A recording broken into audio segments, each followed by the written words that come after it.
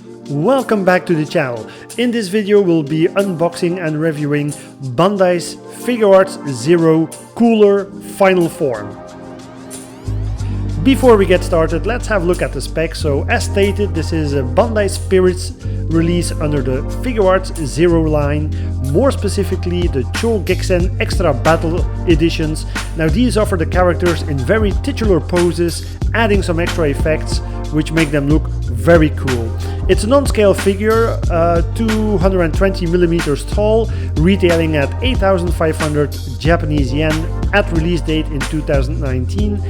In the meantime, the price has gone up whether you buy it used or new.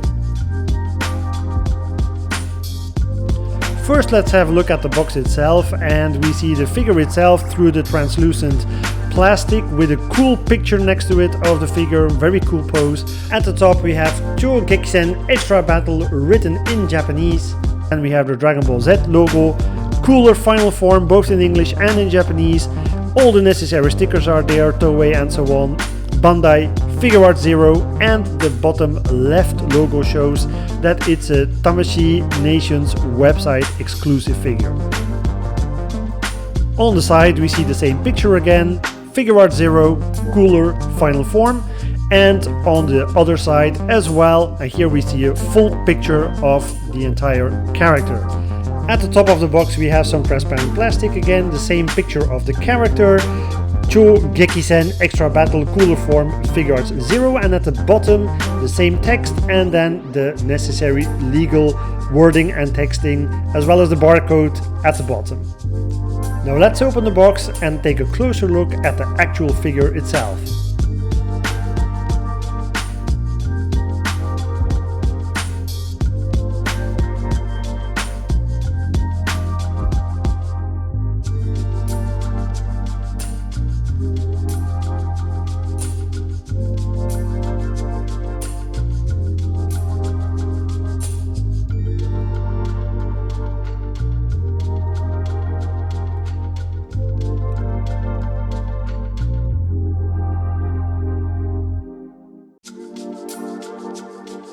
Okay, so we're gonna take him carefully out of the plastic box, remove the plastic wrapping, which is there to protect the figure from rubbing against the hard plastic case, so the paint doesn't get damaged.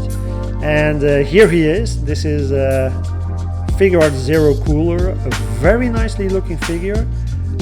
Definitely looks like Final Cooler as we saw him in the animated movie. I see there's a really nice sculpt here, lots of details. So we're gonna put him down on the table and we're gonna have a look at him from various angles and check out all the details on the figure. Okay, so first up, a nice 360-degree view of the figure, and as you can see, this is the exact pose as we saw it in the movie, with Goku being slammed against the mountain and then Cooler diving feet first against Goku. They've added extra swirling effects around the leg, which add some nice ferocity. It really brings the figure alive. It adds some extra punch to it.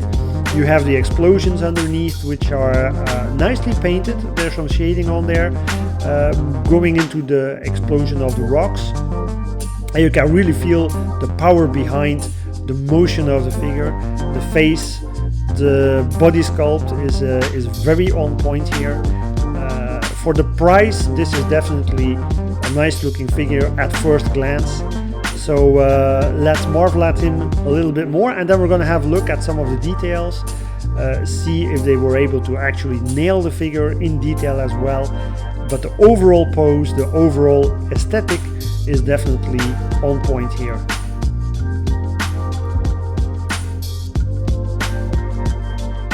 First we're taking a look at the head sculpt, and this is definitely well done. So the top of the head, you have the pointy shapes there with the bead-like purple formation there, which is quite shiny, which matches actually with what we got in the movie.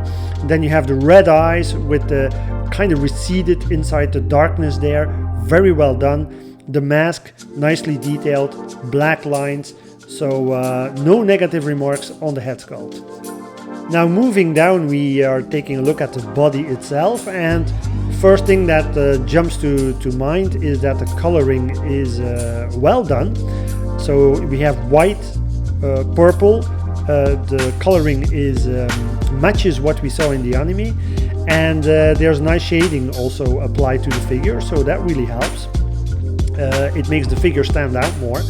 On the armor we see some scratches. Now we also saw this on the head sculpt, the top of the head sculpt. Now his entire white armor is actually scratched, like little lines that are visible, and that's actually faithful to the anime, because if you look at Cooler in promotional materials, you saw those scratches on his armor as if he is battle worn, and that's faithfully reproduced in this figure. The musculature then is very well done. It's the bulkiness is there. You have a mix of bulkiness and leanness in the character, and that is very well translated in this figure as well. And otherwise we also have the posing, which is very dynamically done. So the body itself looks great. I don't have any negative remarks there. On the back side we see the same thing. So again, the armor with the scratches, very well done, and the way the 2 points are sticking out is yeah, that really looks good. Then you have the lines there, which are well done. Here and there on my figure, a little bit of purple paint rubbed off on the back side of the armor. That's a little quality issue there. But since it's on the back, it's not going to be noticeable all that much. Actually, I can forgive that for the price the figure retails at. Now with a view from up top, we can have a look at the detail of the arms and hands, which are also very well done and sculpted. Again, the armor with scratches on it, faithful to the anime.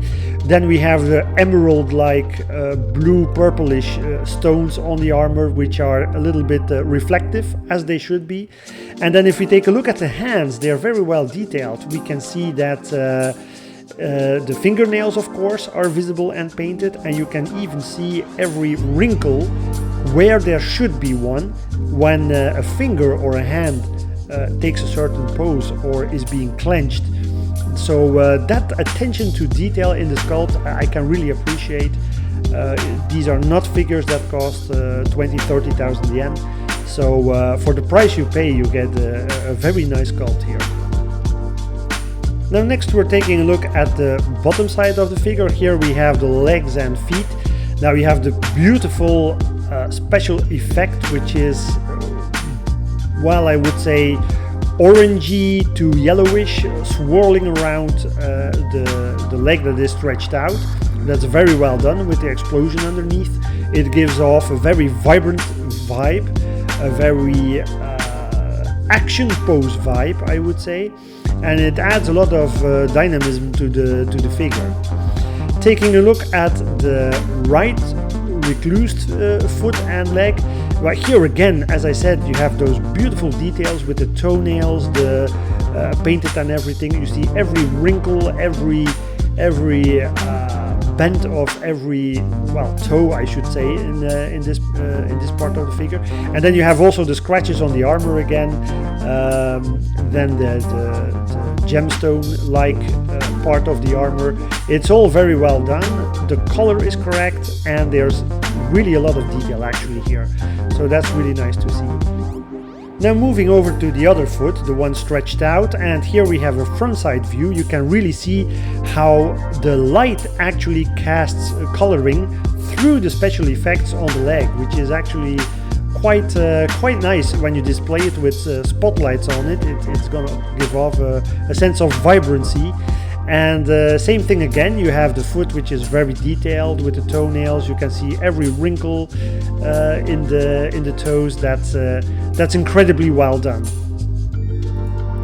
Now let's have a look at the base itself. Now first of all, great job making the figure look like it's not actually posing or leaning atop the rock formation, but he's actually like flying over it.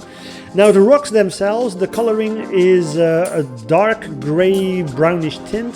not very Dragon Ball-esque. I would have liked a bit more of a lighter coloring, a lighter brown tint, which is typical for the Dragon Ball TV and movie anime. Here we have a bit of a darker tint, which is not very faithful to the anime. The explosions then, they look quite nice. Now the shape of the explosion themselves is well done. Only thing or only negative remark I have here is that these are sculpted in solid PVC. Perhaps it would have been better if they would have been able to turn this into some kind of semi-translucent explosions. It would have given off perhaps a little bit more of vibrancy, a little bit more of realism. Here it looks nice, but when you look up close you can see, well, this is a sculpted explosion, painted as such. And well, I've seen better explosions on figures, both statues and PVC figures, but it's not a bad job at all. It's just that perhaps they could have done a little bit of a better job there. Not quite sure if adding a little bit more of translucent PVC would have aided, or if the color grading could have been a little bit better. But it's not a bad job, far from it. Just, well, perhaps there was a little bit more potential in there. Overall, I think this is still a fantastic figure. You have a very beautiful sculpt. You have a character that is very faithful to the anime, both in sculpt and coloring, with a lot of details on the figure. Nice special effects swirling around the foot there, adding some extra dynamics to the figure. You have the explosion of the rocks underneath, which is well done as well. Just the rock coloring and perhaps the explosions could have been done a little bit better, a little bit more Dragon Ball-esque, but otherwise it's a fantastic figure. For fans of Cooler, I think this is actually the best one you can get, aside from non-official statues. When you look at official figures and statues, well, this is the best version you can get, in my opinion. So happy to have him in my collection. Definitely gonna add him to the rest of my Figuarts. And to finish up the video, we're gonna have a look at the figure from various angles. We're gonna marvel at the beauty of this figure. If you like the unboxing, if you like the review, don't forget to like, subscribe, share the video out there, and I'll catch you guys in the next one. Bye!